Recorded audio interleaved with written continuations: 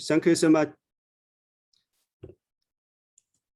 Good afternoon, good morning, and good evening. My name is Qingfang Zhang, the Chief of the ADB Rural Development Food Security Thematic Group. Welcome all to attend the ADB's Sustainable Food System webinar series.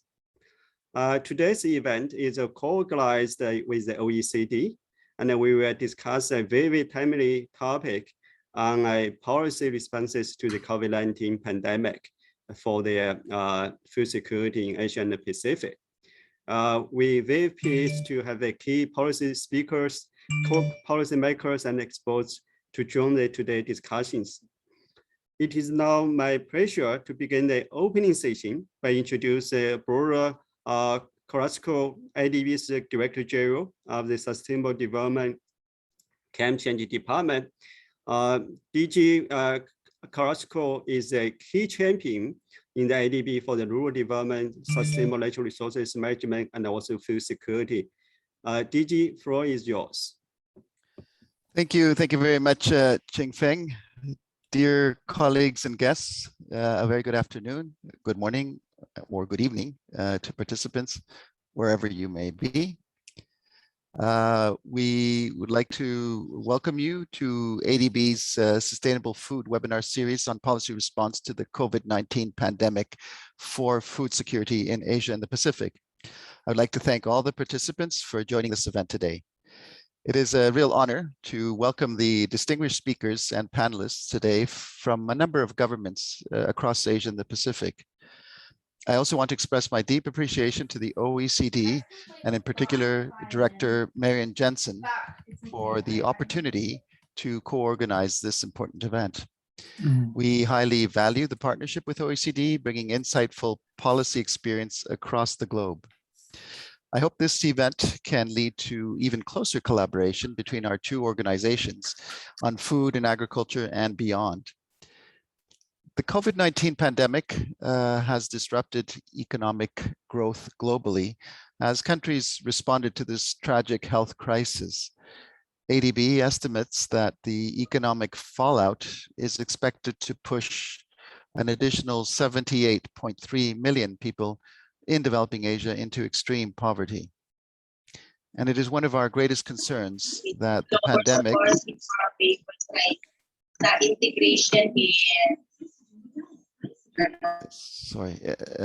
and it is one of the greatest concerns that the pandemic has increased the food and nutrition security risk in the region. According to the new estimates by UN agencies, the undernourished population in Asia increased from 361.3 million to 418 million between 2019 and 2020, in which 89% of the increase in the number of undernourished are located in South Asia. Since the beginning of the pandemic, ADB has been scaling up our assistance to developing member countries to manage this food insecurity risk. Food price is increasing both globally and locally. The FAO Food Price Index recorded 12 consecutive monthly rises in May 2021, reaching only 7.6% below its peak value in February 2011. Disruptions of food supply chains caused localized price surge and reduced the accessibility to food. For example, 58% of farm households worldwide were unable to sell products in April 2020 due to logistical disruptions. We are also facing a significant nutritional challenge. Even before the pandemic, 42% of the population in Asia and the Pacific could not afford a healthy diet, though the majority of them had access to energy sufficient diet. On the other hand, the prevalence of overweight and obesity in both adults and school-aged children have been rising more rapidly in Asia and the Pacific than in any other region. The COVID-19 pandemic exacerbated the inaccessibility to health and nutritious diet, reversing the progress the region had made towards the Sustainable Development Goals to end all form of malnutrition by 2030. Going forward, ADB's operations need to pay much more attention to the nutritional outcome of our projects. We are now preparing to establish a cross-sectoral working group at ADB on nutritional security. One of the most important lessons that we have learned from the pandemic is, of course, the fragility of food systems in the region. We have to recognize and acknowledge the public health risks associated with food supply chains. WHO estimates that at least 61% of all infectious diseases are zoonotic. Unsustainable agricultural production practices in the region pose serious threats to long-term food security. Food supply chains globally account for up to 29% of greenhouse gas emissions. In the face of these interrelated challenges, we need to take a systems approach, shifting our traditional policy focus on food production and intensifying to one that integrates additional aspects of sustainable natural resource management, nutritious and healthy diets, and public health, and also that it enhances resilience and mitigates climate change. I am very pleased that today we can present our forthcoming policy brief on food system resilience in Asia and the Pacific, which summarizes the learnings from the COVID-19 pandemic, together with OECD's global report on agricultural policy monitoring and evaluation, which assessed whether agriculture policies are serving the wider needs of food systems in 54 countries. Ladies and gentlemen, I'm very pleased we have key policymakers in the region with us here today from both developed and developing member countries to discuss this important agenda of achieving food and nutrition security in the region through food system transformation. I am confident that this event will serve to share valuable knowledge and experience between the two organizations, policymakers, key experts, and the wider stakeholders across the region. I also expect that today's discussions will contribute to clarifying the regional policy agenda to be discussed in major international events in this area, including the 2021 UN Food Systems Summit next month and the Tokyo Nutrition for Growth Summit in December of this year. I would like to thank again all the participants for joining us, and I wish you the very best and a fruitful discussion over the course of the day. Thank you very much. Thank you so much, DG Costco. Your insightful comments and speech is a good thing for today's discussions. Now, let me invite Dr. Marison Jason, OECD Director General for the Trade and Agriculture, to deliver her opening speech. Dr. Jason, thank you again for the opportunity to co-organize this event with ADB. Again, thank you. Dr. Jason, floor is yours. Thank you very much, and thank you for organizing this event with the OECD. Ladies and gentlemen, it is my pleasure to be here with you today and to open this important webinar on policy responses to the COVID-19 pandemic for food security in Asia and the Pacific. I want to thank, as I mentioned, my colleagues at the ADB, but in particular you, Director General Bruno Carrasco, for collaborating with us on the organization of this event. The OECD and ADB have been long-standing partners, and we look forward to continue working with you to deepen our collaboration on this important issue of the strengthening of agriculture and food systems in the Asia-Pacific region. The COVID-19 pandemic has caused major dislocations in food markets and has had major impacts on food systems across the globe and in your region. And Director General Bruno Carrasco already mentioned many of them. The pandemic has shown how vulnerable our food systems can be and how difficult it may be to continue or to better find answers to the formidable triple challenge that food systems face. Our food systems have to provide food security and nutrition for a growing world population. They have to provide incomes and livelihoods for hundreds of millions of people working from farming. And they must contribute to environmental sustainability and reductions of greenhouse gas emissions. Meeting these triple challenges is difficult in normal times, but we are increasingly exposed to shocks, and the COVID-19 pandemic has been one of these shocks, and it has been a formidable one. Governments have reacted quickly to help during this crisis. They have intervened by alleviating labor shortages in agriculture. They have introduced public support to compensate for income losses, and they have also taken measures to ease logistical bottlenecks and supply chain disruptions. All these efforts can be commended, and it has been important that governments took such important and rapid actions. But we shouldn't forget that government interventions, if they stay in place, can also distort markets.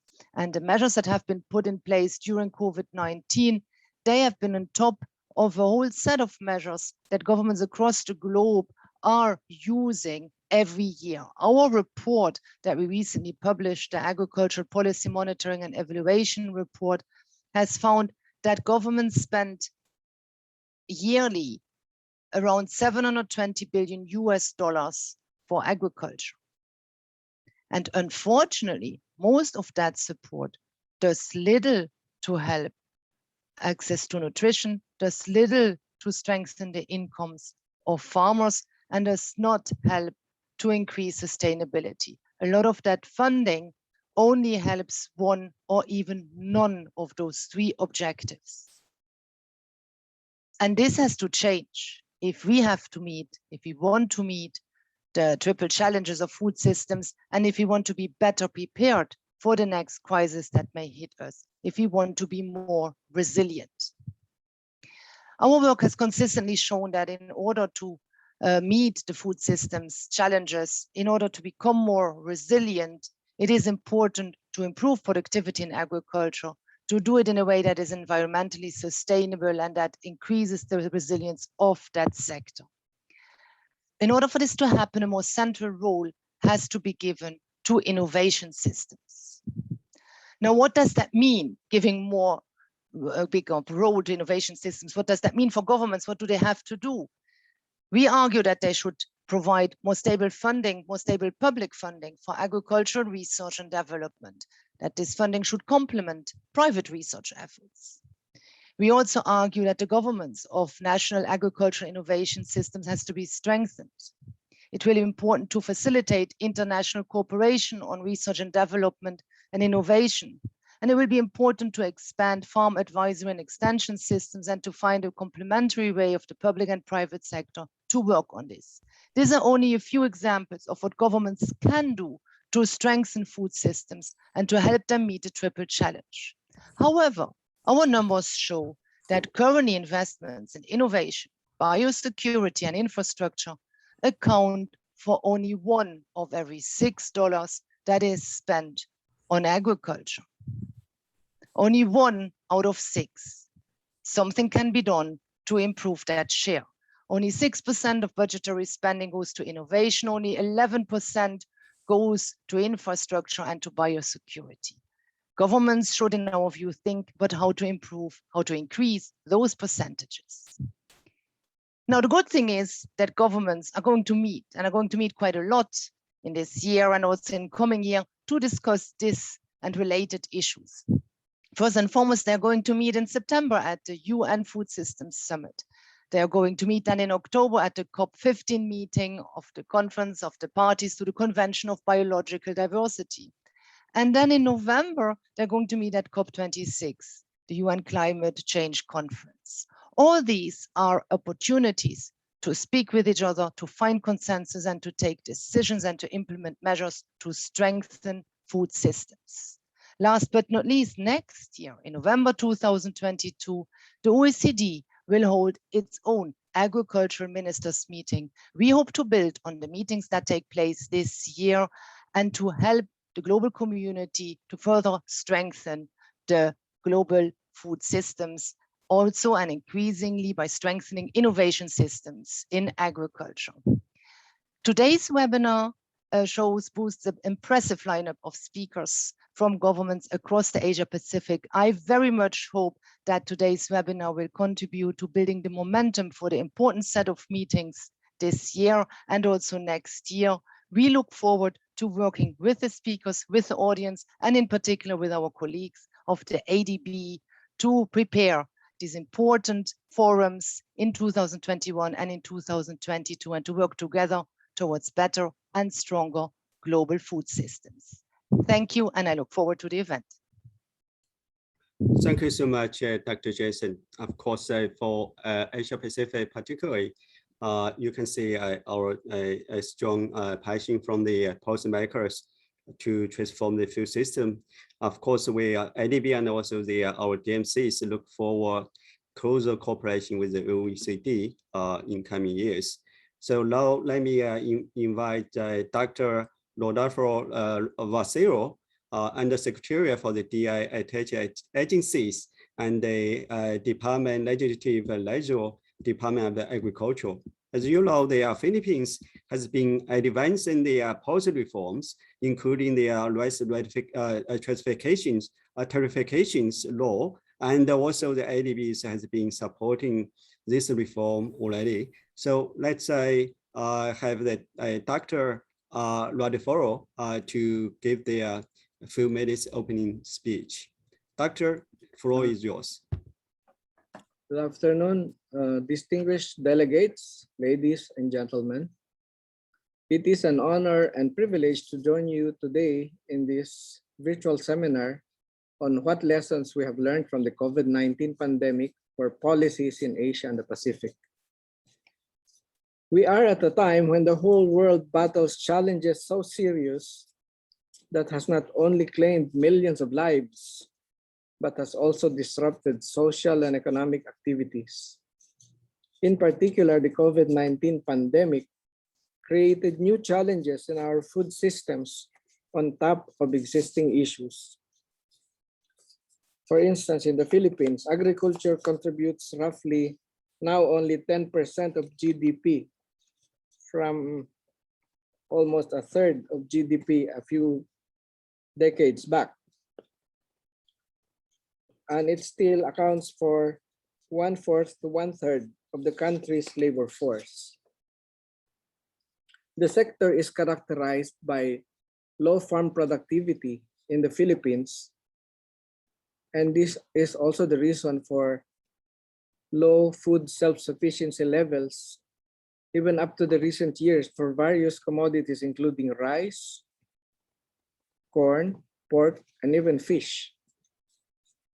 There is need to develop various segments of our agriculture value chain in this country, including farming inputs, processing, packaging, logistics, and credit.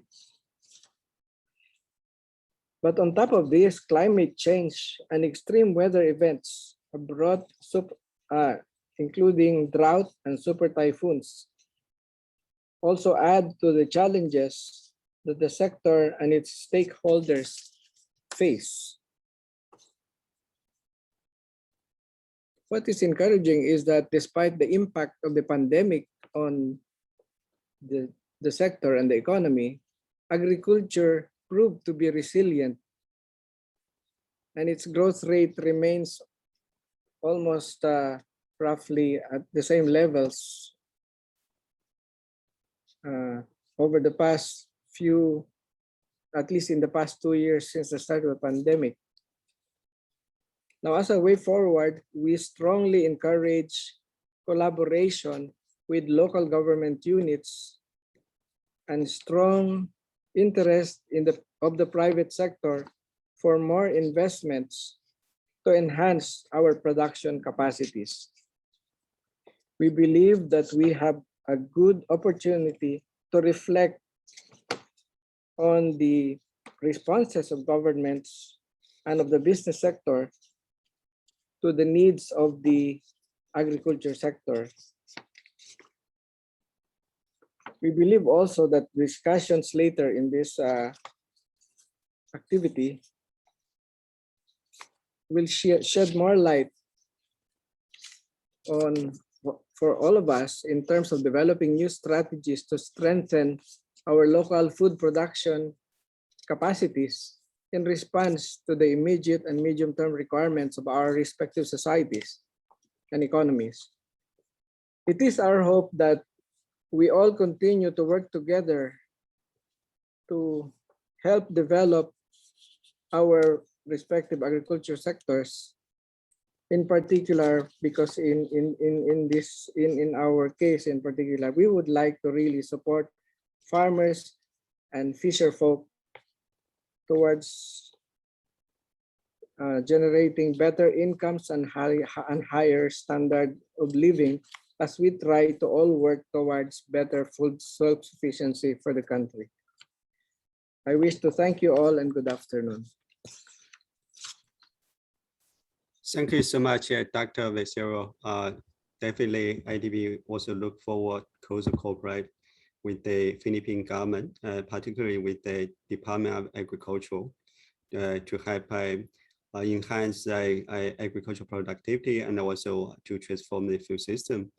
Now we have already about over 180 participants. To all the participants, if you have any questions, observations, please drop them in the chat box. My colleague will collect these questions and share with our keynote speaker and also Dr. Carrasco and also Dr. Jason for their information and also response. Let me move to the next session. Now today we have the two keynote speakers. One is from our IDB long-term advisor, Professor Jessica Faizo. Another one is from our OECD colleague, the Jaber Padikaki. Both of them going to discuss about what the insights for the policy response for the COVID-19 impact on the food system. Let me now firstly introduce Professor Jessica, Johns Hopkins University, and also the Bloomberg professor. She already been working with us, prepare the policy brief on the food system resilience Asia Pacific for a long time. Today, she's going to share with us what the lessons can be learned from the pandemic impact and also what the policy response we can prepare. Now, Professor, you have 10 to 15 minutes to deliver the key message. And then after that, we will turn to the OECD colleague. Dr. Jessica, are you ready?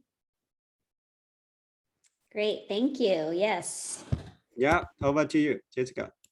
Great, thank you so much to the ADB and to the OECD for this invitation. And I've really had the pleasure of working with the ADB team on this policy brief, looking at the impacts of COVID-19 on food systems across the region. I'm going to share my screen and just talk a bit about some of the lessons that we learned from the literature and talking to different stakeholders about some of the constraints with the COVID-19 pandemic in the region. So I'm going to show you a busy slide here. This is the food system. It's very complex. There's many different components within the food system. We think about food supply chains, food being produced, packaged, processed, moving to markets. We have people engaging in food environments that are stores, restaurants, and those food environments are shaping decisions. And of course, people bring with themselves to the food system their own individual factors, how much they're willing to pay, how much knowledge do they have, what are their aspirations. And if you look on the very right, these are all the diverse and wide-ranging outcomes that we want food systems to deliver on. We want them to deliver on health, environment, livelihoods, equity. And on the other side are drivers, urbanization, climate change, COVID, that are shaping and shifting food systems in different directions. So when we set out to try to understand how the COVID pandemic is influencing the food systems, we looked across this whole framework to see how the pandemic is influencing different components of the food system, as well as different actors. And just to give a quick snapshot, when we look just at food supplies, overall, you hear things like the COVID pandemic has not really impacted food supplies, but it depends. It depends on where you are, who you are, which actor in the food system you are.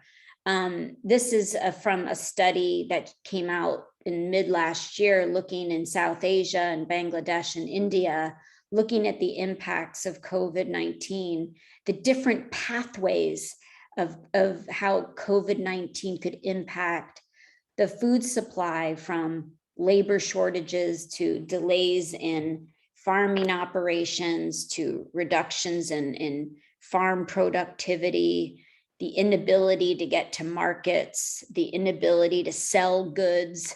So there's many different points along food supply chains, whether they're long or short or formal or informal, where the COVID pandemic has and will continue, we're still deeply in the middle of this pandemic, could influence food supply chains. And it really depends on where we're talking about. What we do know, and as Bruno pretty much said my whole presentation, but I'll say it anyway again, food prices have been increasing. On the left is showing you food indices, consumer prices in last year up into current, about till the end of the year. You can see a rise across the sub-regions of the Asia Pacific, in some places more than others. And showing you on the right is in the last 4 years. And while food prices have come down in recent weeks, they're still 30% higher now than they were 1 year ago. So food prices across a range of commodities have been increasing. With that, we also see that diets are expensive. They're very expensive for people. And this is showing you different countries in the APR. The green dot circle is showing the percentage of people who can afford an energy sufficient diet, a calorie sufficient diet. So most people in the region can afford that. What they cannot afford is the blue circle. That is what is called a healthy diet, that fulfills nutrient needs and protects you from illness. If you look across the different countries, you're getting into 50, 60, 80% of populations cannot afford a healthy diet. And overall in the region, 63% of the region cannot afford a healthy diet. We also know that diets are less healthy. When we look at sub-regionally, the circle is showing you what is considered the healthy diet, a recommended diet. And when you look at different sub-regions of Asia and the Pacific, you see that there's a lot of unhealthy food consumption and less healthy food consumption. So this is dietary data. This is showing you in yellow, every sub-region consumes too much sodium. In Central and West Asia, consuming a lot of processed meat and red meat. And in South Asia, consuming a lot of legumes and lentils and things like that, but too much sodium. And not enough fruits and vegetables and nuts and seeds. And this is a typical pattern that we see all over the world. Also, when we look at diets, what people are consuming, they have significant environmental footprints in the region. This is showing you 3 metrics: greenhouse gas emissions in orange, the water footprint in blue, and eutrophication, nutrient runoff into waterways in green. And this is showing you different countries in the region. And you can see that the diet of different countries has significant environmental stress. For example, in Mongolia, you see high greenhouse gas emissions coming from the diet. You can see water use being quite significant across all of the countries. And so the diets are not only unaffordable, less healthy, but they're also moving towards being less sustainable for planetary health.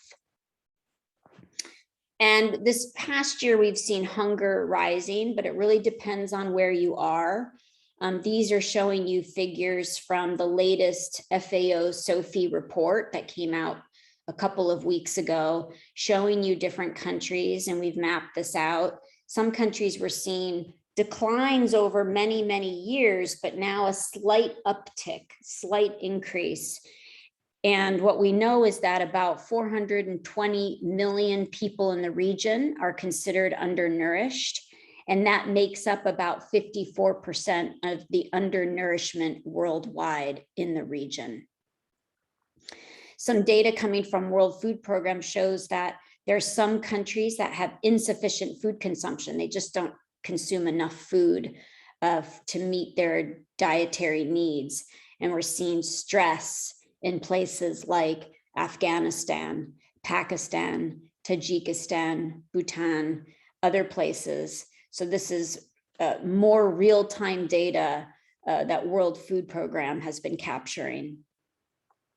At the same time, when we look at nutritional indicators, nutrition status, we see that the region is experiencing a double burden of malnutrition.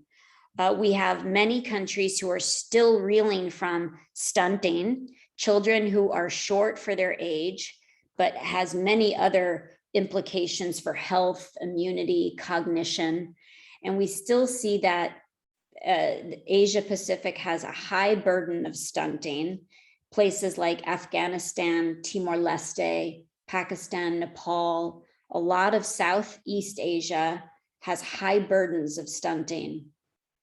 But at the same time, we see this growing trend of overweight, obesity, and non-communicable diseases. You can look at the Pacific Islands, who have a significant burden of overweight and obesity, but many other countries in Central and West Asia, in South Asia, we see an increase over time. And this is showing you data comparing 2000 in the lighter color and to 2016, the latest data we have. So this is even outdated. So you see this double burden. Another stress on the food system is this emerging zoonotic diseases. COVID-19 is thought to be a zoonotic disease, although in the news being a controversial question right now. And of course, zoonotic diseases jump from animals to humans. Of emerging infectious diseases, 60% are zoonotic. And of that 60%, 72% come from wildlife. And you can see on this spatial heat map, the risk of Asia with potential zoonotic diseases. So why do we care from a food perspective? Well, the way we are managing our agriculture, extensification into forests, extensification into wildlife habitats, we are shrinking or destroying these natural habitats where wildlife live, putting us and other domesticated animals into closer proximity, increasing the potential for a zoonotic spillover event. So agriculture plays a big role. So some of the key findings in my last 4 minutes that we found, now it's difficult to do a policy brief on the impacts of COVID in the region because number one, the region is so incredibly diverse, rich in opportunity across food systems, rich in innovation, but the food systems look different in the region, different levels of development. So it's difficult to do a policy brief. The second reason is that we don't have a lot of real-time data on the impacts of COVID on the food system. We're reliant on outdated data to look at trends. We have some data, but we still don't know at the local level what's happening with COVID and the food system. But more and more papers are being published. But we know that food insecurity is rising. Unhealthy diets is a trend that we see, and we see this increase in double burden.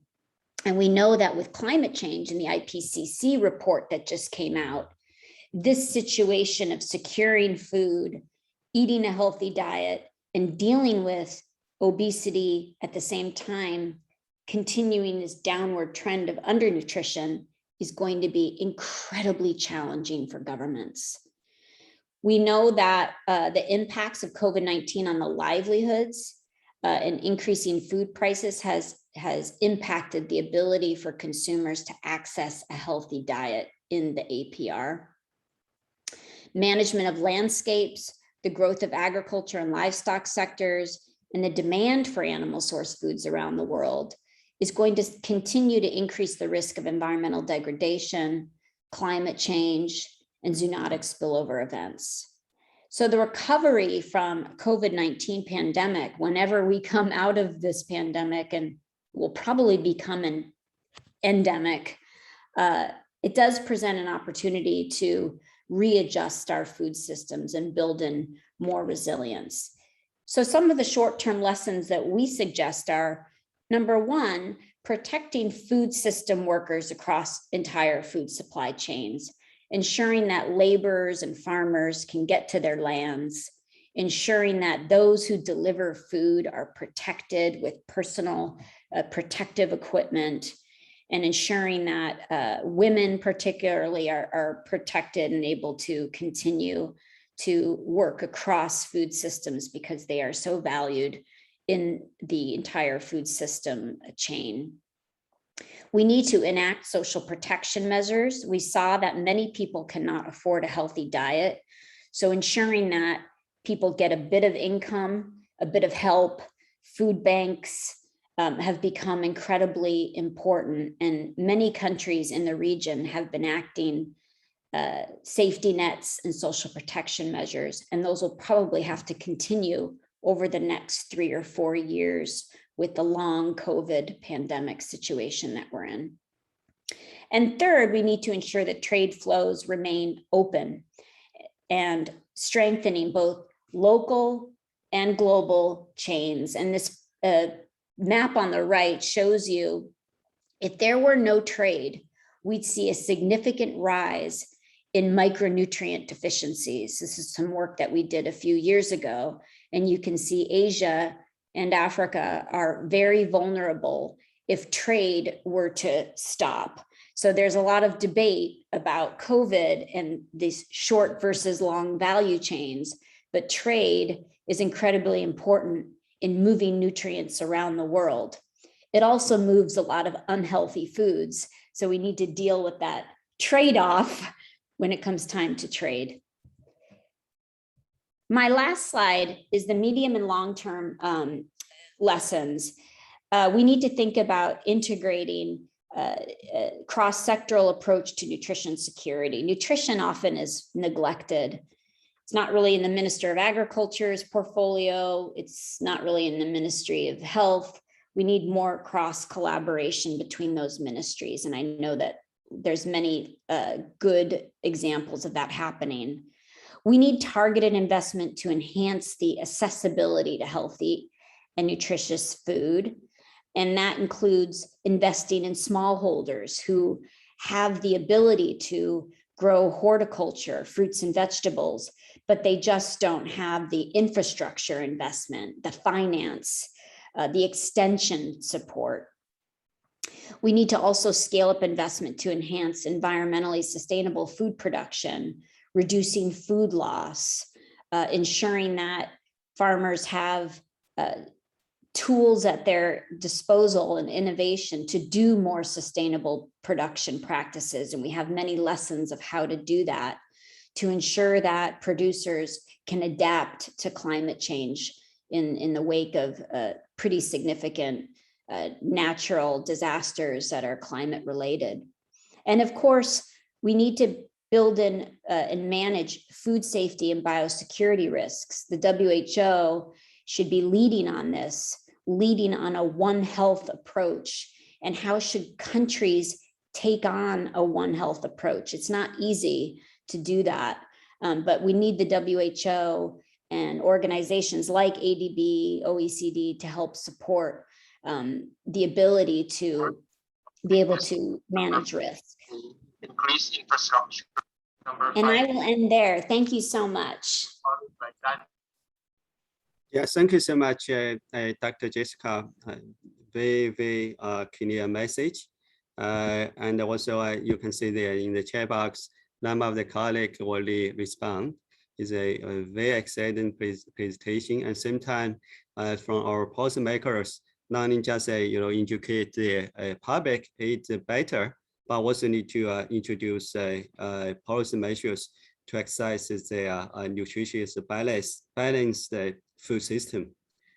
Now, let me invite our colleague from the OECD, Jebra Podkari.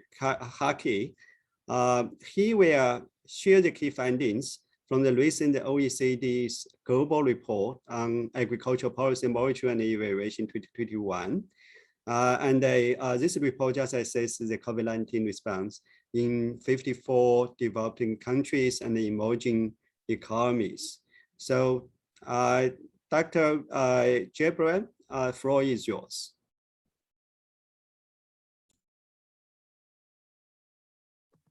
Thank you very much.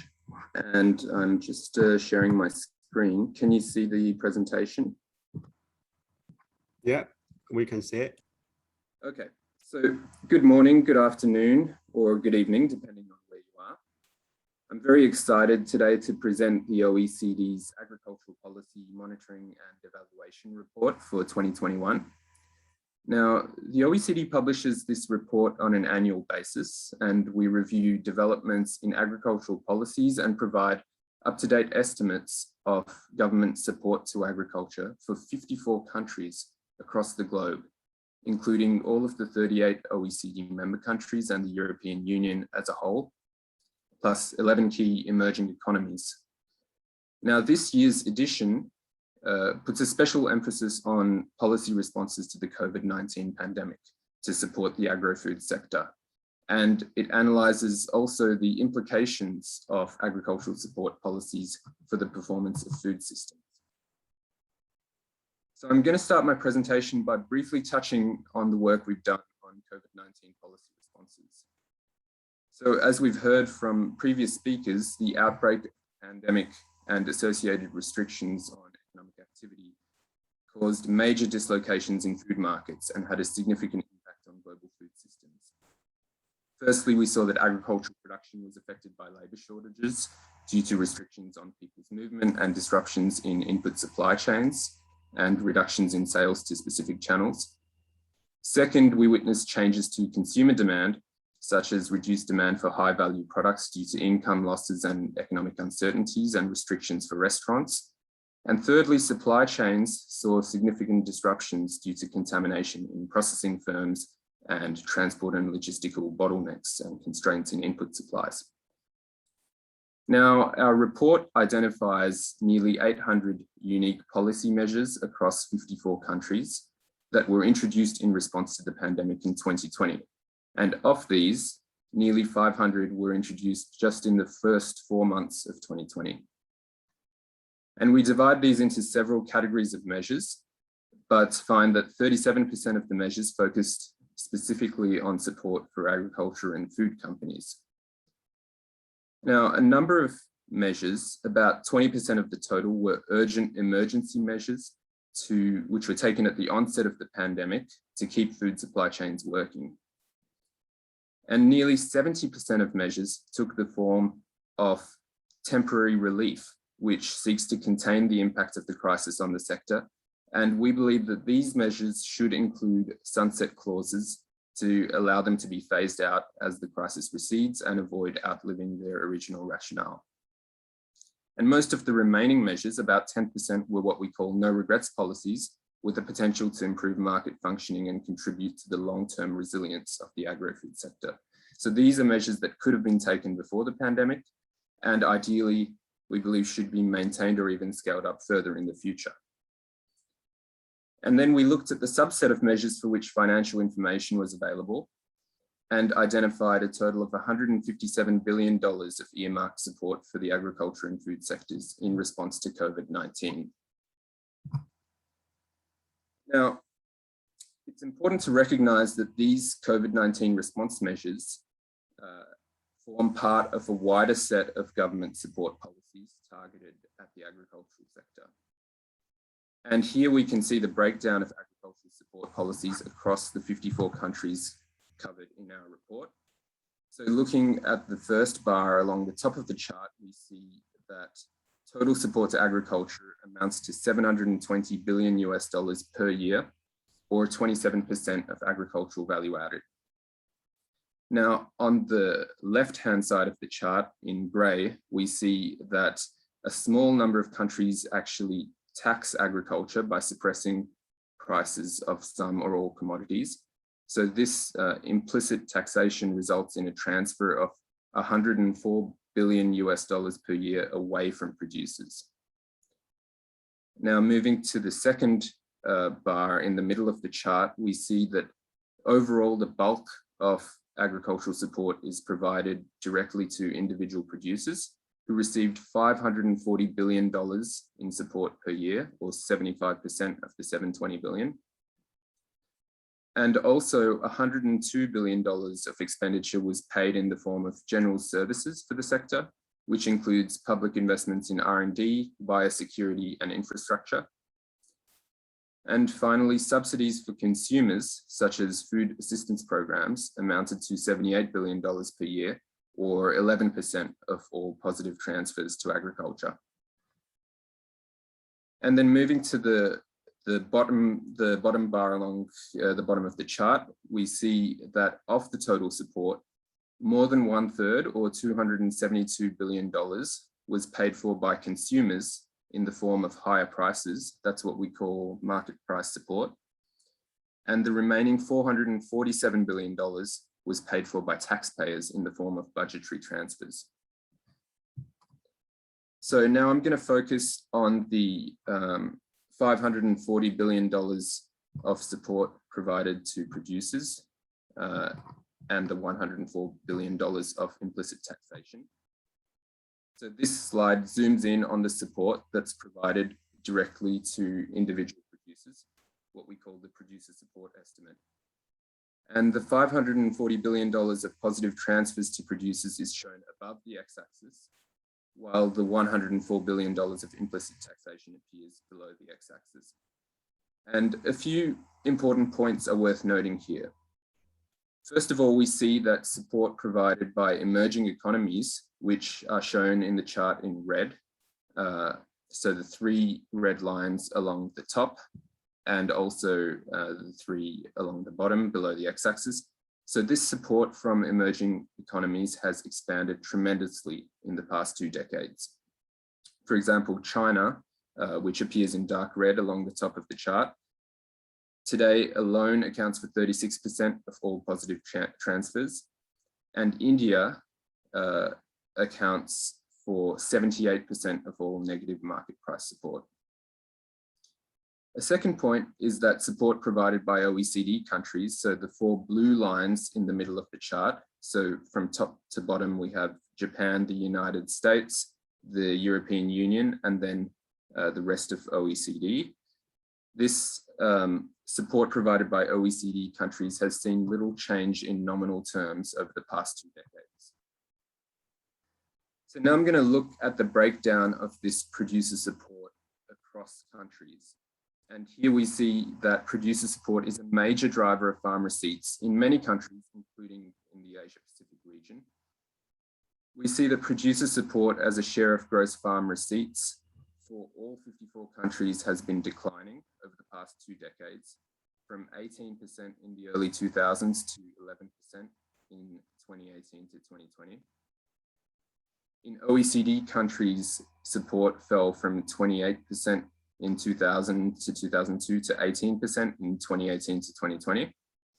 And most of this decline was driven by reforms initiated in the first decade at the turn of the century. In contrast, support to producers in emerging economies almost doubled from 3.8% in the early 2000s to 7.4%. And countries across Asia Pacific differ widely in their tendency to support or tax their farmers. So in Korea and Japan, we see that agricultural policy transfers arising from tariffs and other support measures generate more than 40% of the revenues received by farmers. Support is also high and above the OECD average in the Philippines and Indonesia, whereas New Zealand and Australia have very low levels of support overall. And on the other end of the spectrum, so on the left of the chart, we see that Vietnam and India have negative levels of producer support, meaning that the farmers there face implicit taxation through suppressed producer prices. Now, this slide shows the same numbers presented before, but breaks it down the producer support estimate into the various different types of support. And the most distorting forms of support amount to $338 billion per year. So this is more than 60% of the $540 billion in support provided to producers. And this includes market price support of $272 billion and payments linked to output or the unconstrained use of inputs, which is $66 billion per year.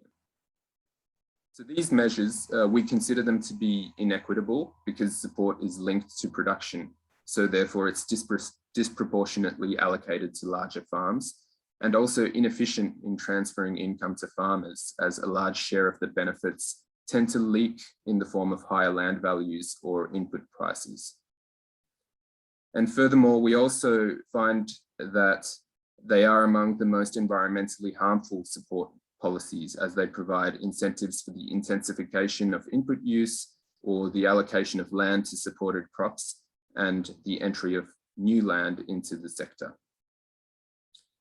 The market price interventions also have negative implications for food security at the global level, because they impede the efficient allocation of domestic resources and weaken the balancing role of trade in getting food from surplus to deficit regions.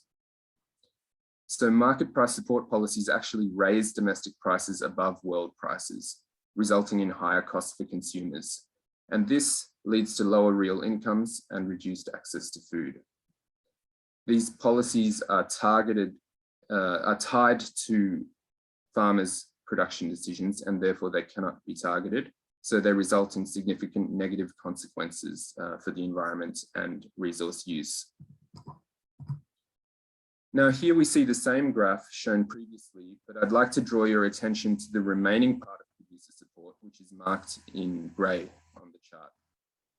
And these measures amount to $202 billion per year and are less coupled to production, meaning that they create fewer distortions at the margin and have less adverse impacts on global food security and environmental sustainability. Yeah, Dr. Jabra, you have 2 more minutes. Okay. So these support measures allow farmers to follow market signals without biasing their choices on what to produce or whether to remain in the sector at all.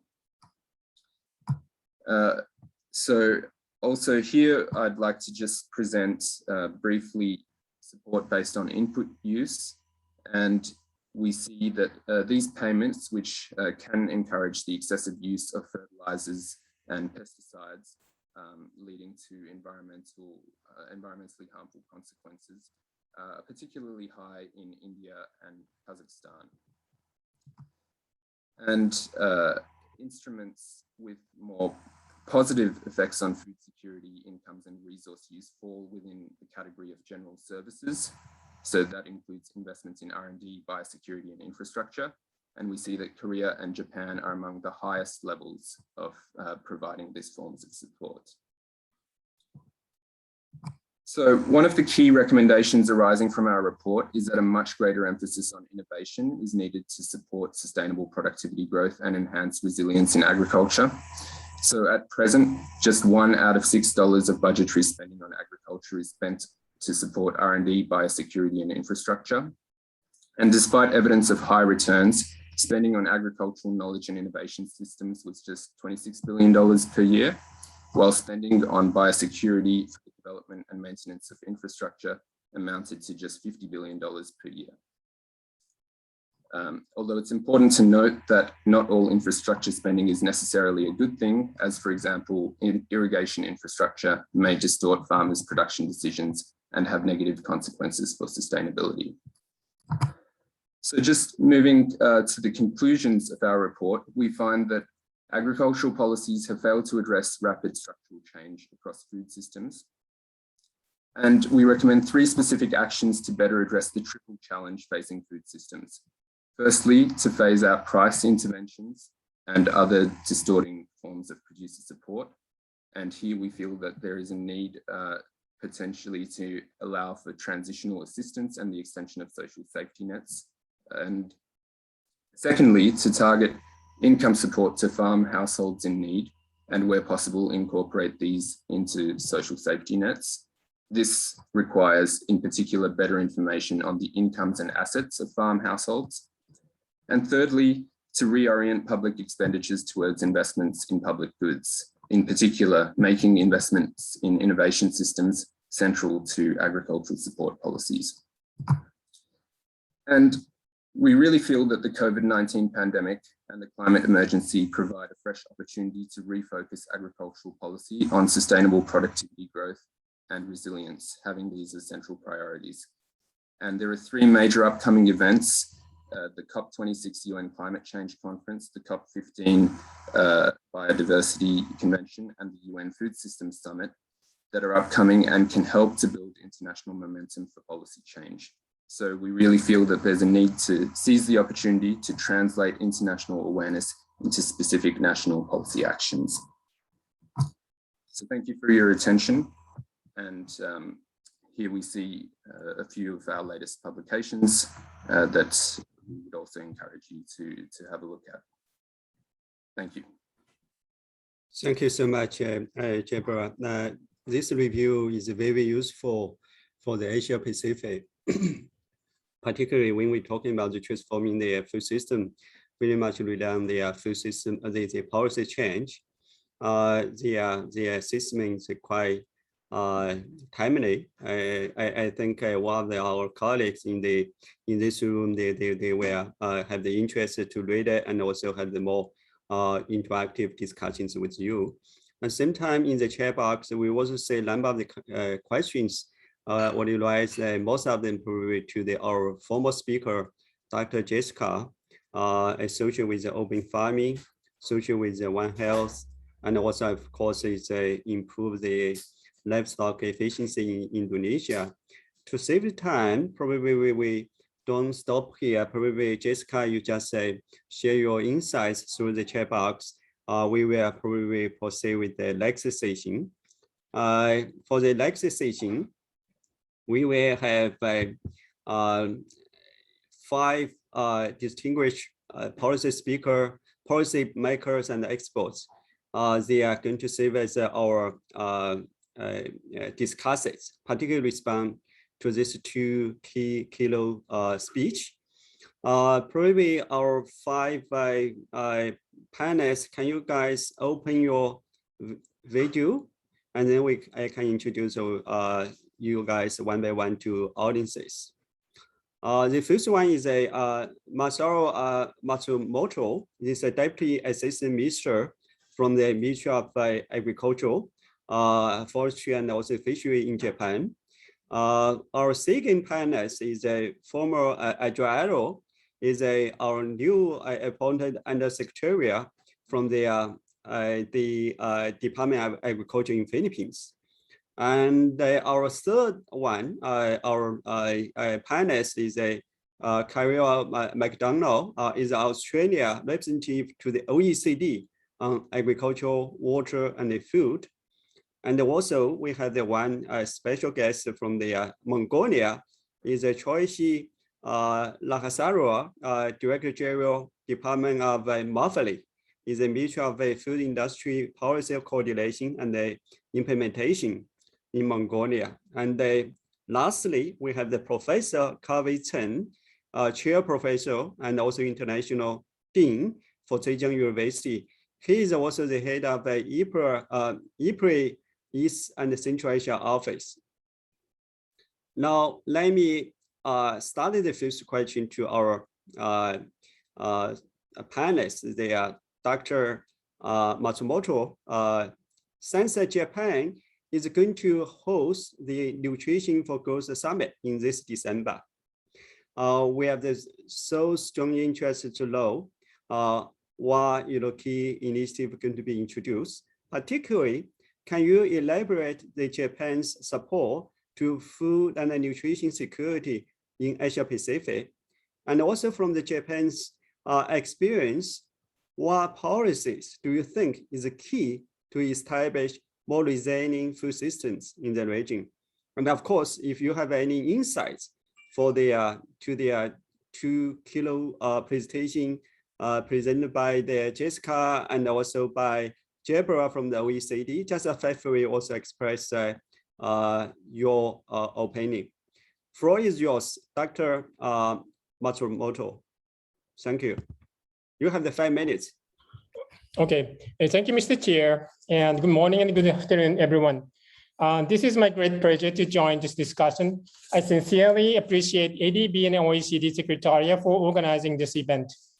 As we all are aware that the COVID-19 pandemic has brought new challenges to us, Asian Pacific region.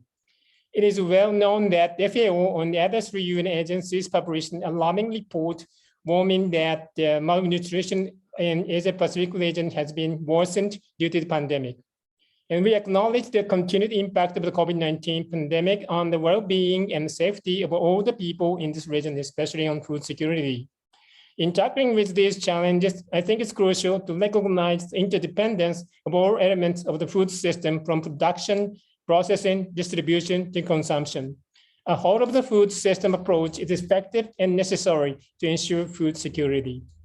This approach will help us foster the pursuit, build up better or build forward better to enhance overall resilience of the food system.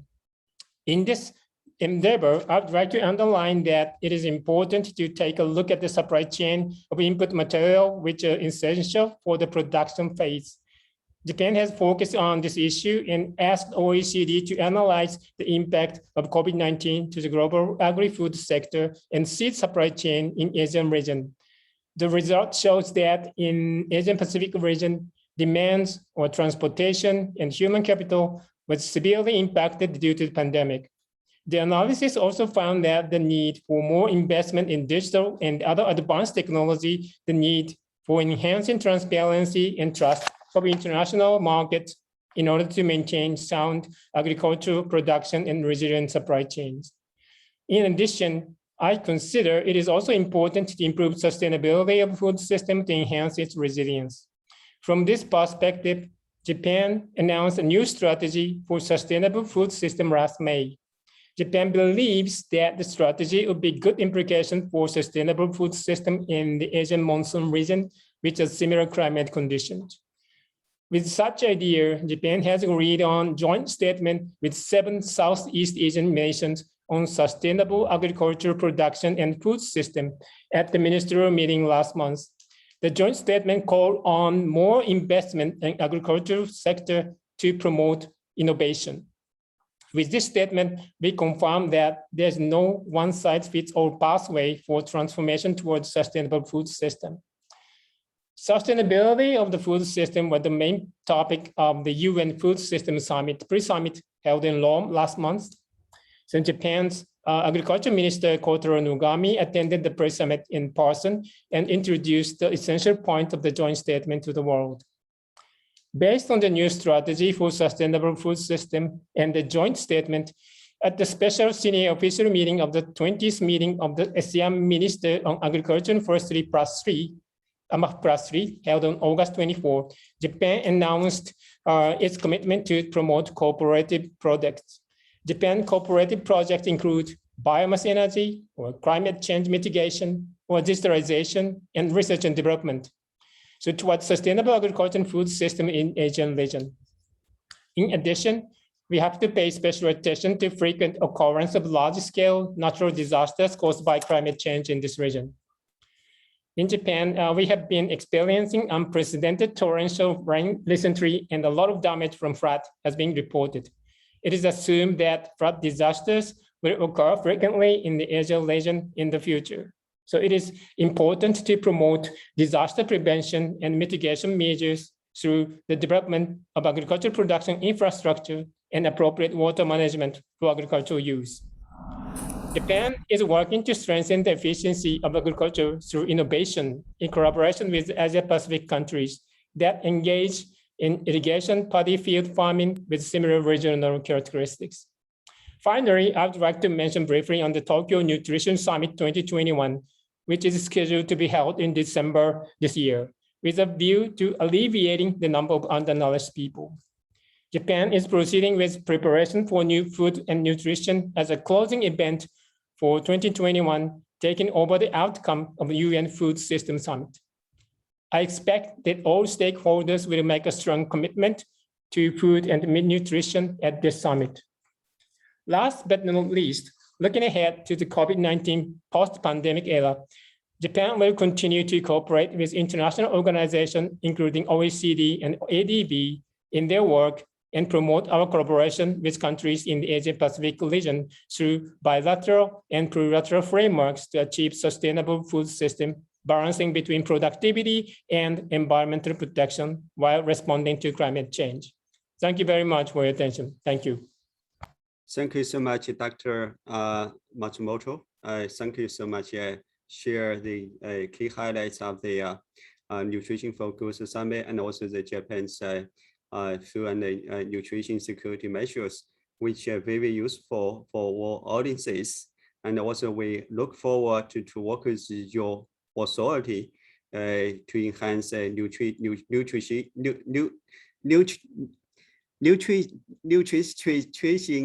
security in the Asia Pacific. Sorry for that. So let me turn to our second panelist, Ajoaro from the Philippines. The prolonged pandemic impacted food security in the Philippines. As our former colleague from Philippines just mentioned, your department will implement a number of the programs, such as the plant program. So what are the lessons from the COVID-19 pandemic would you suggest to build more resilient food system and also ensure the food and the nutritious security? Floor is yours, Dr. Ajoaro.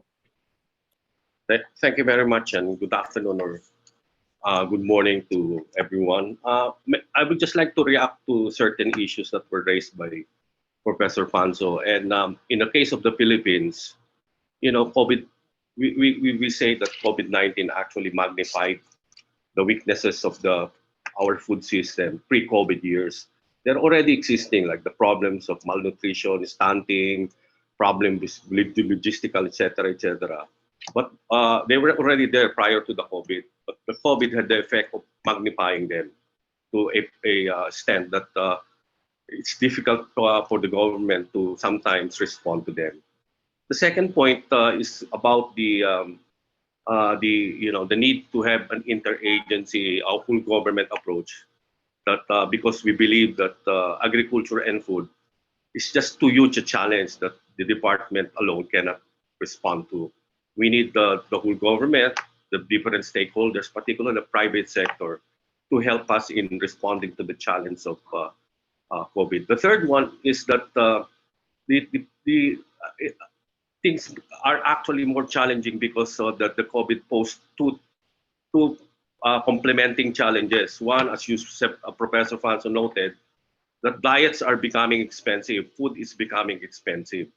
On the other hand, we lost a lot of jobs, and because of that loss of income, and for some, it's dwindling income for many of our workers. So you have a case of rising prices, but declining income, and it's really difficult to respond to both challenges at the same time. The fourth one is regarding the short-term lessons or recommendations that she recommended that workers across the supply chain should be protected. The problem right now is this problem of unequal vaccination all over the world. And this is a particular problem faced by the poor or developing or emerging countries right now.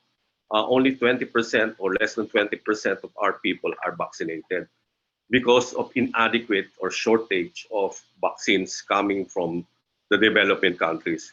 If you're going to come out with this recommendation, one is to also address that issue of supply shortage of vaccines.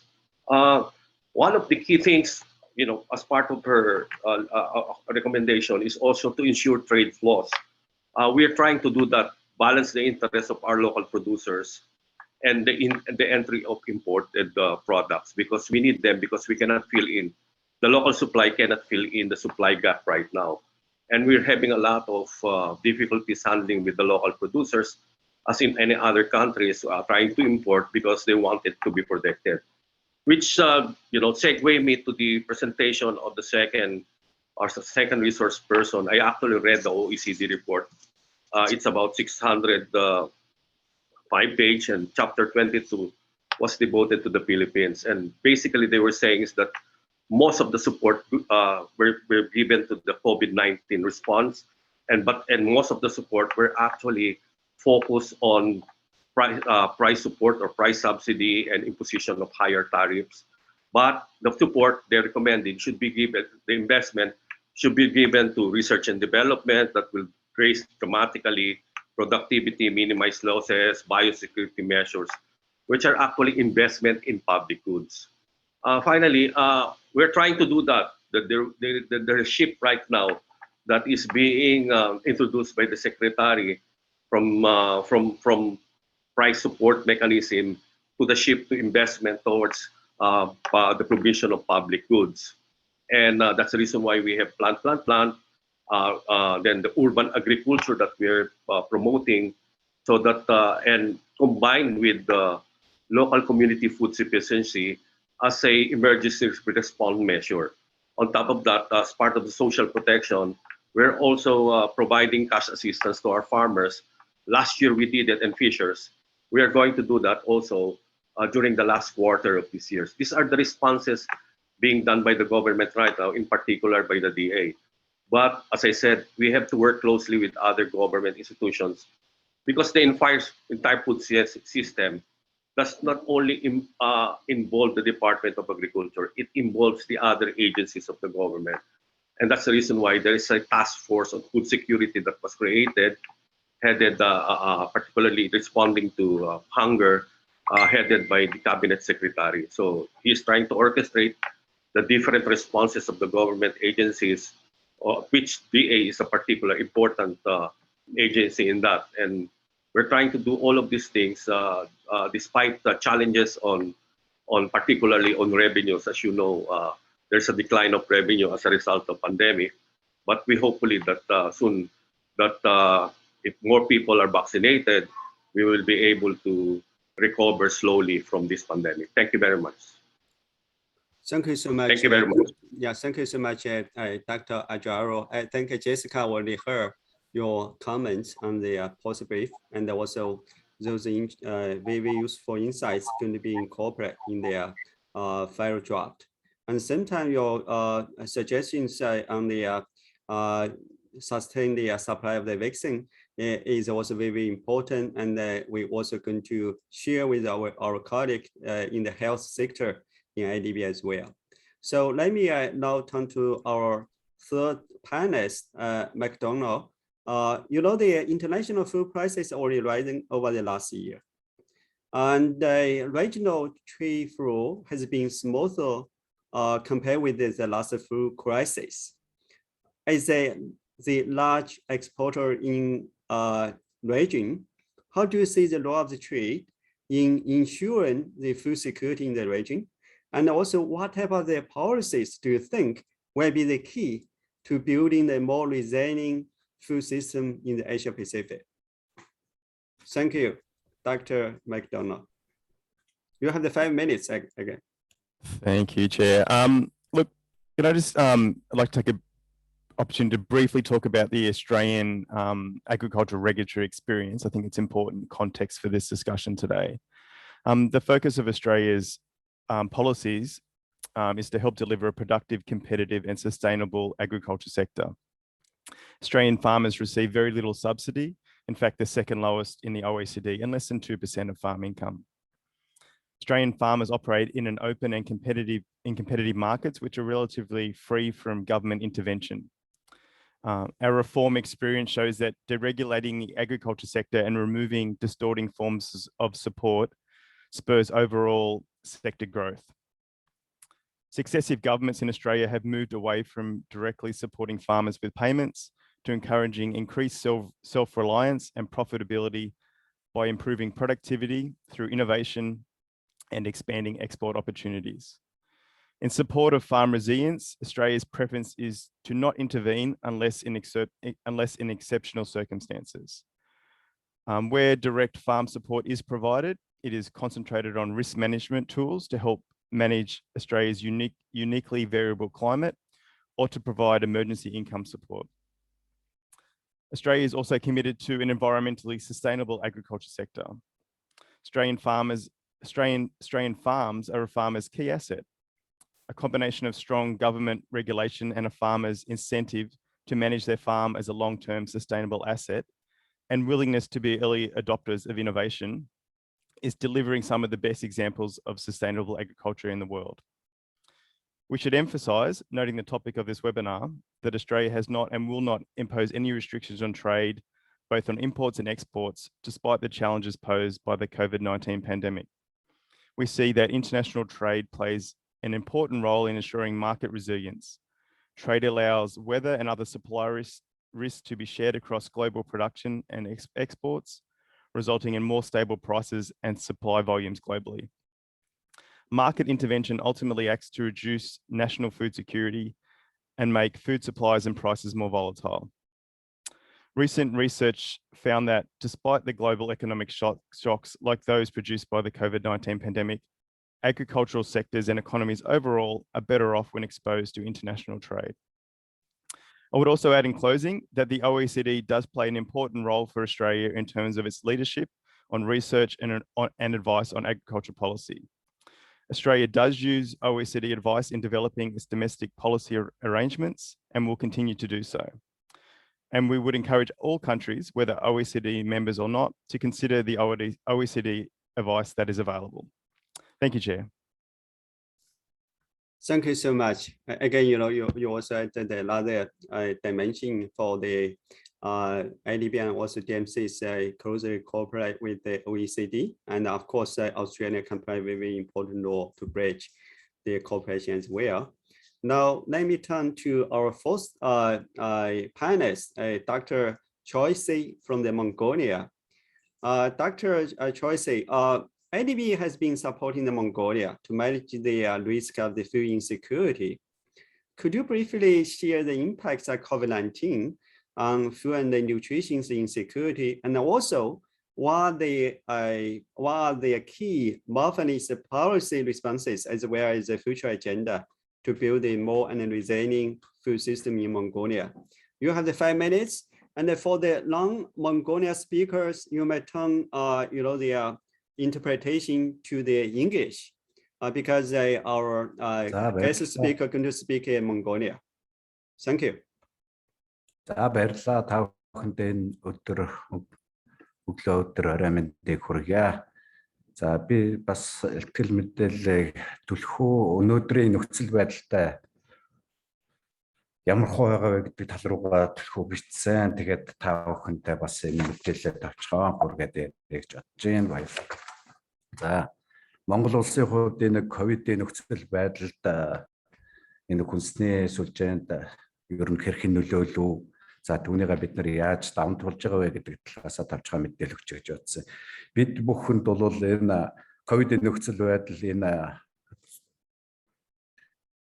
зүүн дээд болонд байгаачлан 2020 оны 3 сарын 10-нд анхны тохиолдол импортоор орж ирж тохиолдоод за түүнээс хойш 11 сард 20 оны өнгөрсөн оны 11 сард бол дотоодын анхны халдвар гарч эхэлсэн. Энэ үеэс бас нийтээрээ бас айдастай за одоо юм болгоомжлсон худалдаа авалтууд бас нэлээдгүй их явж энэ үед бид нэр хангалт нийлүүлэлттэй доктортой байх талаас ингэж ажилласан байгаа. Үе үеийн бүх нийтийг хамарсан ялангуяа томоохон хот Улаанбаатар гэдэг одоо төв хүн амынхын 50% сууж байгаа хэсгүүдэд ингээд хаалт хөл хорой тогтоогдсонгууд түүнд бид нар хүнсийг хэрхэн хангах вэ гэдэг тал дээр илүү их анхаарах юм шаардлага гарсан. За нөгөө талаас энэ ковидын нөхцөл байдал бид бүхнийг юугаа болгож хийж чадж байгаа, юугаа хийж чадахгүй байгаа вэ гэдэг дээр бид нарт бас нэлээдгүй одоо сургамжийг өгсөн ийм цаг үед байлаа гэж хэлмээр байна. За түрүүн бас өмнөх хэлтгэгч бас үгэндээ дурдсан зөвхөн хүнсний асуудал зөвхөн хүнс үдэ аж ахуйн салбарын асуудал биш юм а. Энэ бол бусад асуудлууд одоо бусад салбарууд бас цогц анхаарахгүй болохгүй гэдгийг анхааруулсан байна. Тэр асуудал дээр энэ дундлын хэсэгт буюу тэр тухайлах юм бол хамгийн нэгдүгээр тулгарч байсан асуудал маань тээвэр, түгээлт, агуулга, логистикийн асуудлууд бид бүхэн дэх тулгарч байсан байна. Бид бүхэн одоо нийт салбараараа энэ нэг бүх салбарыг хамарч энэ хүнсний хангамжийн асуудал дээр анхаарах шаардлага байна гэдгийг илэрхийлсэн ийм цаг үе байсан юм а гэдгийг хэлэх гэсэн.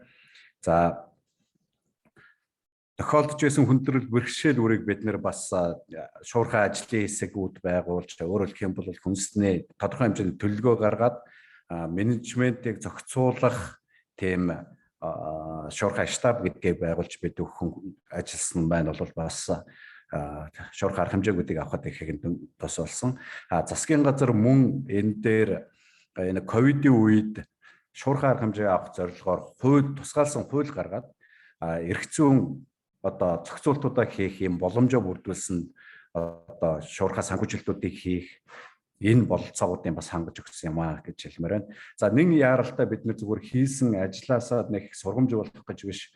Одоо яг ингээд нүүр тулаад хийсэн ажлын маань нэг бол бид нар энэ гол нэрийн хүнсний брав тэтгэврийн зарим нөөцүүдийг бүрдүүлж авсан. Түүн дотор тухайлах юм бол махны нөөцийг одоо тодорхой хэмжээгээр бүрдүүлж аваад нийлүүлэлт хийх үед нь дутагдах цаг үеүдэд нь бас нийлүүлэлт өгсөн байна.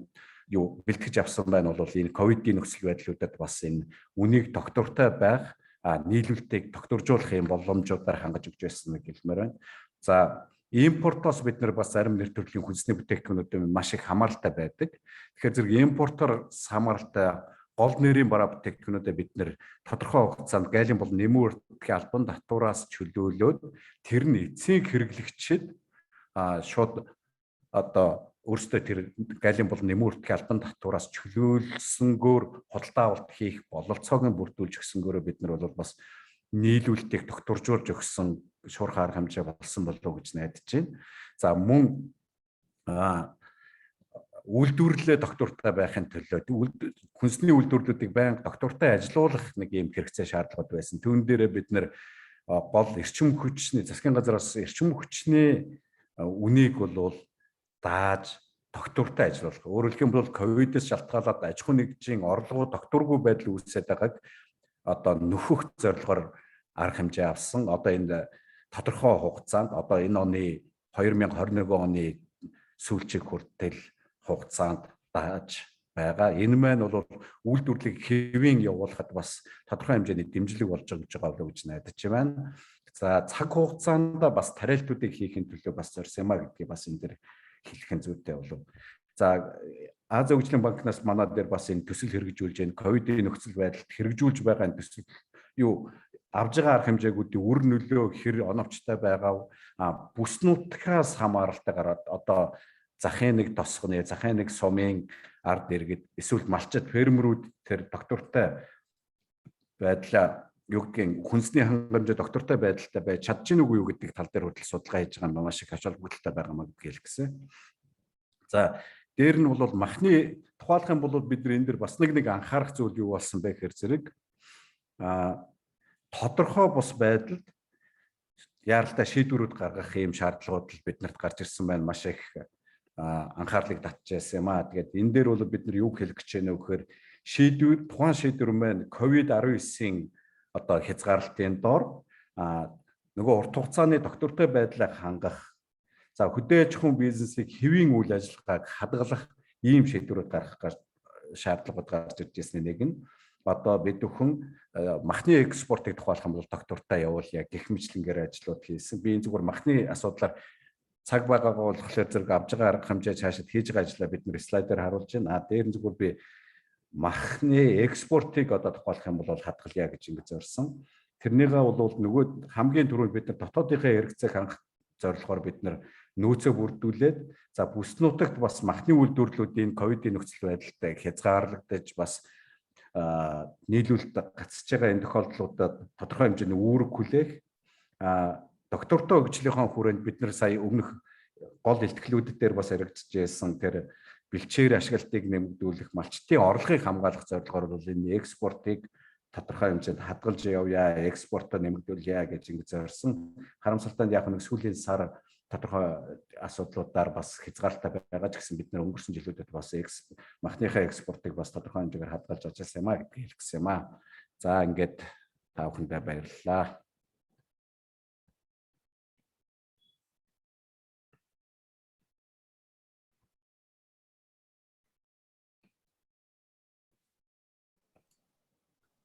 Thank you so much, Dr. Choi.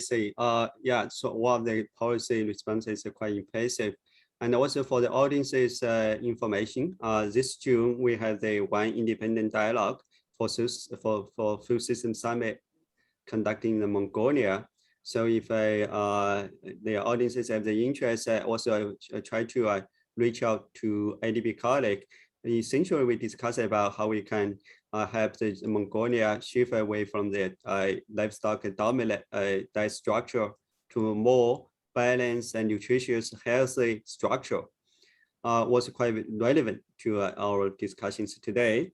Now, let me just turn to our last panelist, Professor Kevin Chen.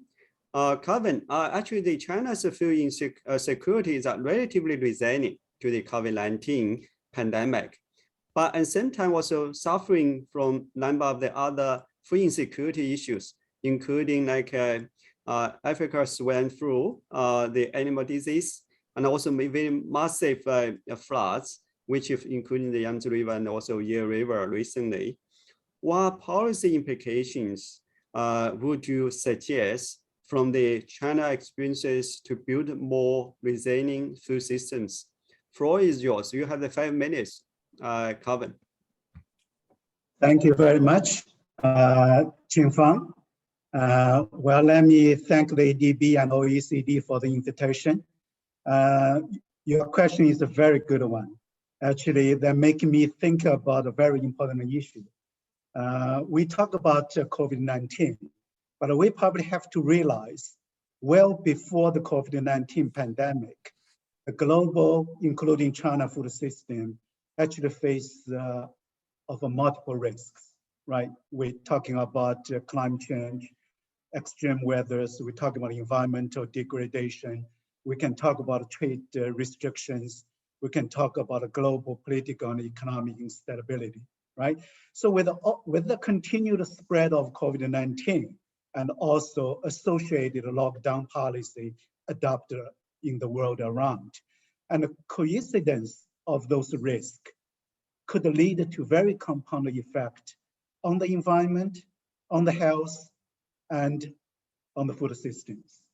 In particular, as a number of the speaker mentioned, the poor and vulnerable particularly affect the most. So China certainly is the country which hit by the COVID-19 as early as in January 2020. And the lockdown policy was introduced very early on. The spread of COVID-19 was very soon under control in China.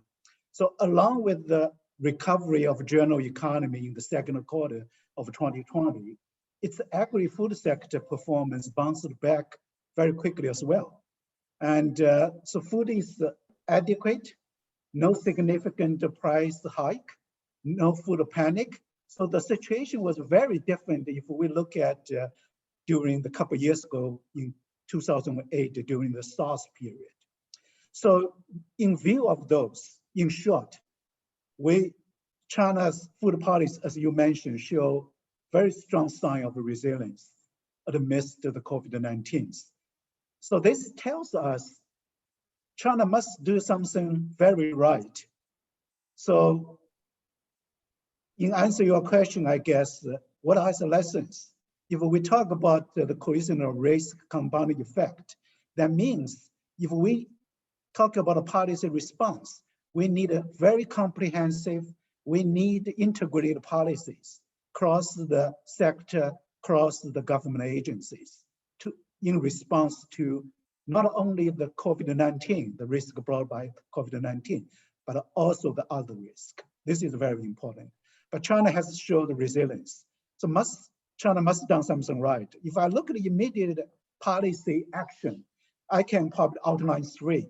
For example, the implementation of so-called green policy. That means to reduce the disruption in the transportation, to make sure the products, inputs, and the labor can flow smoothly. Second is the adoption of online platform and e-commerce enterprise, which can allow the contact-free during the COVID-19. It's very useful, and e-commerce is the only sector, e-information is the only sector which grow during the COVID-19. And the third is certainly the immediate financial support to the agriculture enterprise and farmers. So we can see those immediate policy response are very useful. But however, those are the short run response. But if we look at why China food system shows resilience, we have to look back. We have to look at China's long-term commitment to the agriculture and the rural development. In particularly, two very important policies. One is their fight against the extreme poverty. They declared victory by the end of 2020, despite the COVID-19. Second very important policy is the so-called the rural revitalization policy, which very important. So if you look at recently we did a review work with the World Bank. We reviewed the public agriculture expenditure in China. So some of the number is quite telling. And of course, the definition of public agricultural rural sector expenditure varied a lot. So let me use the China's definition. If I look at the number, China now spend 1.7 trillion to support the agriculture and rural development. So that's equivalent to 270 billion US dollars. Not only that, that's a lot of support to agriculture sector. When we look at the public expenditure review, it's very telling where the policy is moving to. Couple of the direction I think is very important. You're dealing with the multiple risk that Qingfang mentioned, dealing with the flood, dealing with the animal disease and so on. Couple of things. One thing, they move very much towards the environmental protection, climate change, extreme weather, climate adaptations. They're dealing very much towards the deliver the public goods, particularly dealing with the health. They much more spending on the agricultural risk management tools. In particular, a lot of money has been spent on agricultural research and development. This is very important, particularly when you're dealing with a flood, when you're dealing with those type of issues. Two things are very important in China. One is you build the high yield cultivated land. Now, 1/3 of cultivated land are classified into as high yield, high quality cultivated land. They are investing more to make those land flood resistant, drought resistant, and so on. So this is a very important. Second policy is very important in China, is they invest a lot in the research and the development, right? So try to develop the more nutritious food, more extreme weather, for example, the drought tolerant seeds and so on. So all those all together, so we can say, topped with their fight against the poverty, the so-called precise poverty reduction policy. Now they move to the new direction called 5-year period transition. It's a combined continued efforts to help the low income people, particularly in rural area. Second is to promote the rural revitalization through the modern agricultural development. So a couple of key message. Number one, we need to build a resistant food system.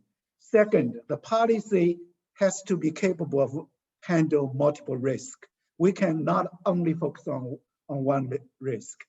Third, this calls for a greater investment, not only allow for the food system to bounce back, but also take this as opportunity for the food system to become even better off. So let me stop right here. Thank you. Thank you so much, Kevin. It's very useful. I know that we ran out of the time already. But again, from the ADB end, we decided probably we give the more space and also time for our OECD to give their closing remarks. So I think we still have an opportunity to take one question from the floor. If any audiences in the floor, you have any questions, just raise your hand, or is it just post on the chat box? We can take one. But same time from the the questions I received right now, some of them already addressed in the chat box, but one is not really well addressed. That is about the cost sector approach for the nutrition. Because as you know, for the Food Systems Summit, in September, the nutrition is a key element. And also in December, we have the Nutrition for Growth Summit in Japan. Also nutrition very important.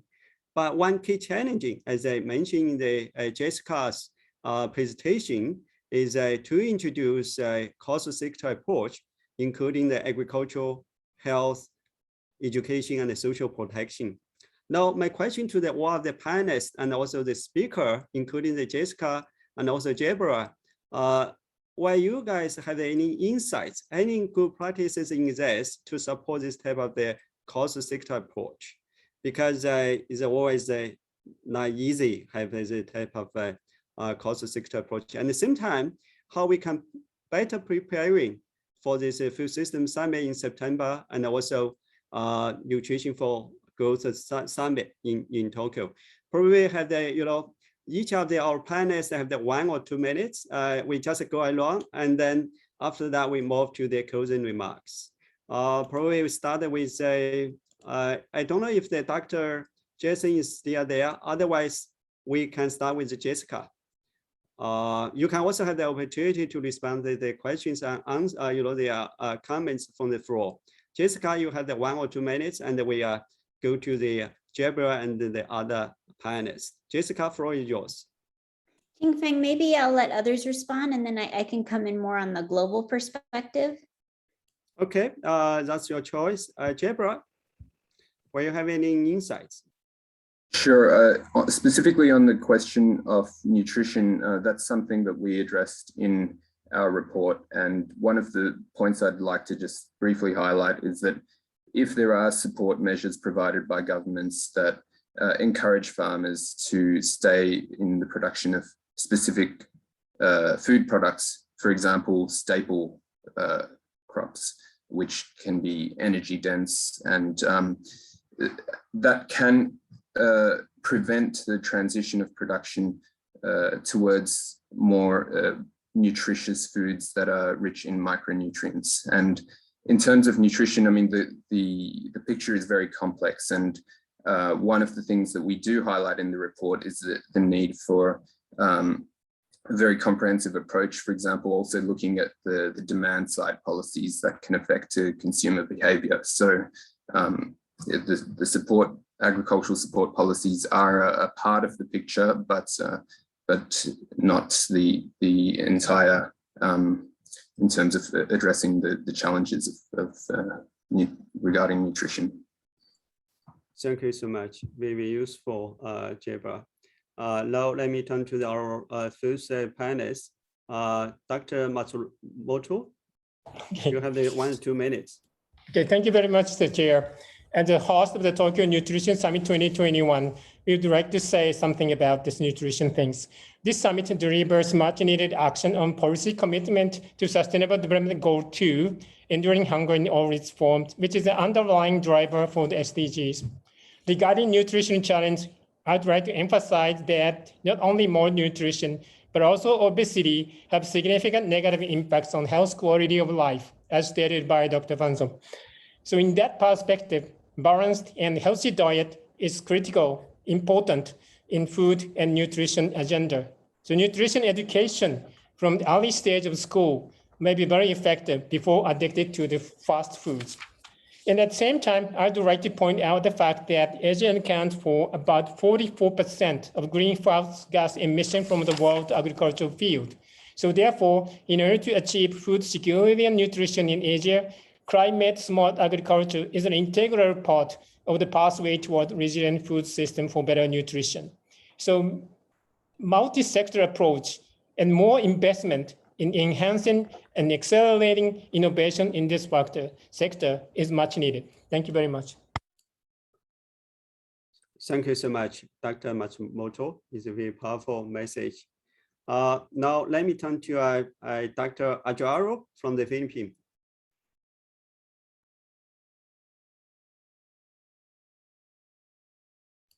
Dr. Ajaro, you are still there?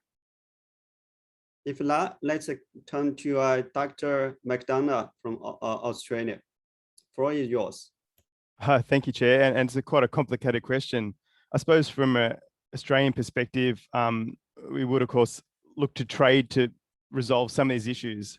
The importance of growing nutritious food and being able to get it to the places it's needed is extremely important, which is an important underpinning of the rules-based trading system and why it's so important to get those products where they're needed. The other aspect of that I would add to just briefly is saying that because Australian farmers are able to produce what they like, they of course respond to consumer demand in terms of what they produce. So, you know, as global domestic policies continue to encourage more nutritious food to be consumed, hopefully the demand for those products would increase, and Australian farmers would of course respond with greater production of those products, which should hopefully then continue to contribute to resolving this issue. Thank you, Chair. Thank you so much, Dr. McDonough. So let's turn to our Mongolia colleague, Dr. Choisi. You have the 1 or 2 minutes. За баярлалаа. Тэгээд ер нь энэ 11 сард болох төр хүнснээ дэд хэмжээний уулзалтын үеэр бид бүхэн бас түн зориулаад тодорхой хэмжээгээр бэлтгэл ажиллаа хангаад ажиллаж байгаа гэдэг хэлмээр зүгээр гол нь бид нар манай улсын зүгээс бид нар юу хийх вэ гэж. Нэгдүгээр бид нар засгийн газрын зүгээс бид нар хүнсний хангамж үйлдвэрлэлээр түлхүүх анхаарал яваад байдаг байсан. Одоо энэ дээр бид нар бас энэ шимт хижээлийг сайжруулах чиглэлээр бас томоохон ахиц гаргая да гэж ингэж зорж байгаа бас хэлмээр байна. За энэ зорилтынхаа хүрээнд тухайлах юм бол бид нэр сургуулийн хүүхдэд өдрө болгоно нэг аяг сүг өгч гэдэг юм уу, энэ дэвшлүүдийг гаргахын сан гэж ингэж зорж яваа. Тэгээ энэ маань бол зөвхөн сургуулийн хүүхдэд сүгөө зогсохгүй, мэдээж цааталтаа тэр шимт хичээлэх хоолны томоохон боловсролыг дамжуулж бид нар олгоно гэж хичээж байна гэдэг хэлмээр байна. За олон улсынхаа төвшөнд бид бүхэн ерөн зүгээр энэ хүлэмжийн хийг бууруулах дээр нэлээдгүй ахиц гаргах юм хэрэгцээ шаардлагууд байгаа. Ягаад гэвэл зэрэг бид нар бас малын тоо сүүлийн жилүүдэд бас нэлээ өссөн. Ялангуяа манай улсын хувьд бол бэлчээрийн мал аж ахуйтай бэлчээр бол маш их одоо хэтрүүлэн хэрэглэх, одоо даацыг нэмэгдүүлэх ийм байдлууд үүсчээд байгаа. Тэгэхээр зэрэг бид нар өгнийг зохистой байдал руу оруулахын сан гэсэн ийм зорилттой байгаа. Тэгэхээр энэнийхээ хүрээнд бас тодорхой хэмжээгээр мэдээж тэр бий болсон баялгаа тодорхой хэмжээгээр экспортод гаргах, түүнийхээ бас хязгаарлалт одоо бага наснд нь бас малаа экспортлох энэ зорилтуудыг бүс нутгийн хэмжээнд ажиллаж бас бүс нутгийн орнууд руу бас экспортлох юм бололцоогоо бүрдүүлнэ гэж бодож байгаамаа гэж хэлмээр баярлалаа.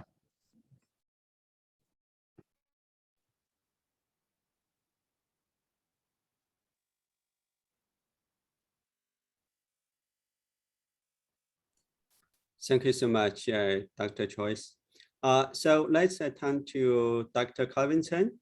Professor Coven, will you have any insights? Thank you, Chair. Let me just try to be very brief and mention one of the practices in China in dealing with the nutrition across agencies. And it's quite interesting to observe. Certainly, China nowadays put a lot of efforts is how to bring together the food and the nutrition, as well as the environment. To deal with this issue, you need cross agencies collaboration. So one way China did it is they strike a committee called National Food and Nutrition Consultation Committee. And with this committee, they are mandated to develop a national food and nutrition guideline. And now they are developing the guideline for 2021 to 2035. The guideline will be used to guide the development on the issue related to the food, related to nutrition in the country. So I think this is a good practice for the transition during the period. Thanks, Chair.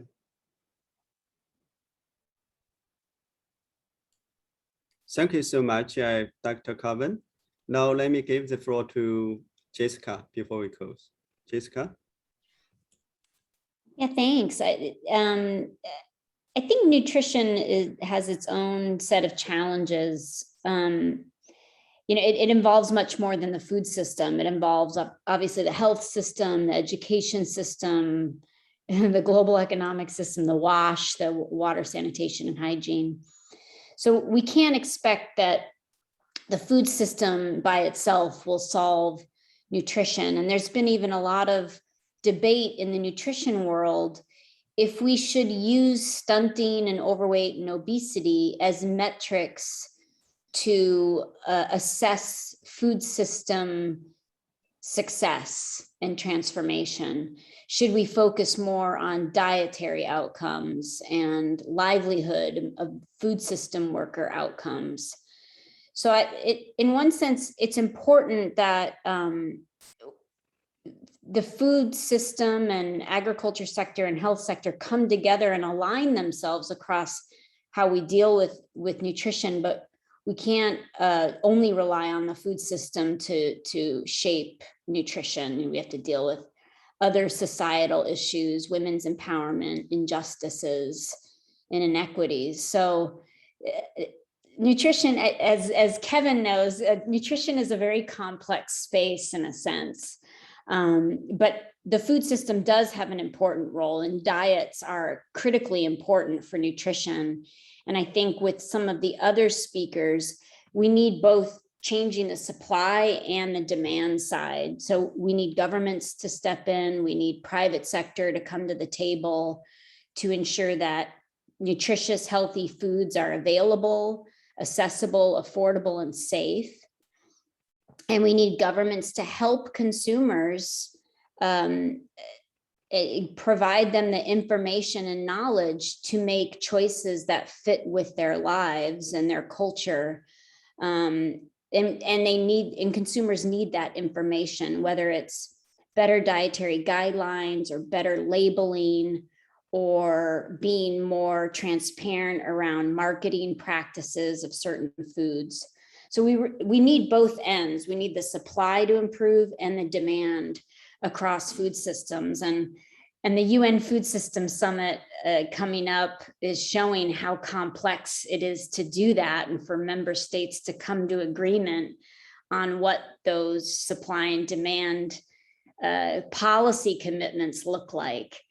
That's what makes food systems really interesting to work in, but really complex because it involves a lot of political economy issues. So, but this has been really insightful hearing all the panelists and speakers. I really have enjoyed it. Thank you so much. Yeah, thank you so much, Jessica, particularly your point about the supply demand management, very critical. Again, before I pass this closing floor to Dr. Martin, probably quickly to say a few words.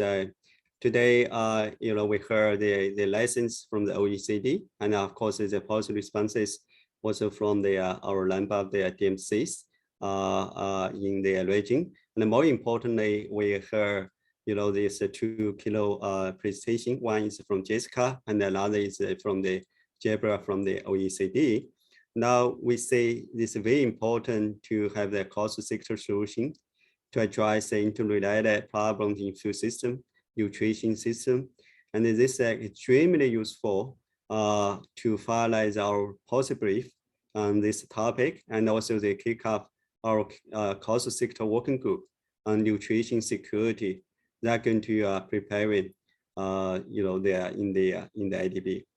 So again, today's discussions very useful for our preparing the UN Food System Summit, and also preparing our support for Nutrition for Growth Summit in Tokyo. And same time, also taking this opportunity, I want to share, IDB going to host their Asia Pacific Rural Development Food Security Forum in November. So again, we will welcome, also keep you informed the progress on the preparation. Let me now turn the floor to Dr. Martin Vorlepo, the head of the Policy Monitoring and Evaluation Unit, Agricultural Resources Policy Division in OECD. Dr. Martin, floor is yours. Well, thank you very much, Chair, and good morning, good afternoon, good evening, wherever you are. It's a real pleasure and honor from my side to provide some short thoughts at the end of this highly relevant and constructive conversation. It's been very rich and brought both global, regional, and national insights. As we've heard, the COVID-19 pandemic has had significant implications for food systems across countries, and in particular in the Asia-Pacific region. While governments have responded quickly to the crisis and thereby helped to ensure the continued functioning of food systems, we've seen some serious impacts for certain industries and consumer groups. And as Professor Fanzo has shown today, not only the food systems themselves are complex, but so are the ways the COVID-19 pandemic has impacted them.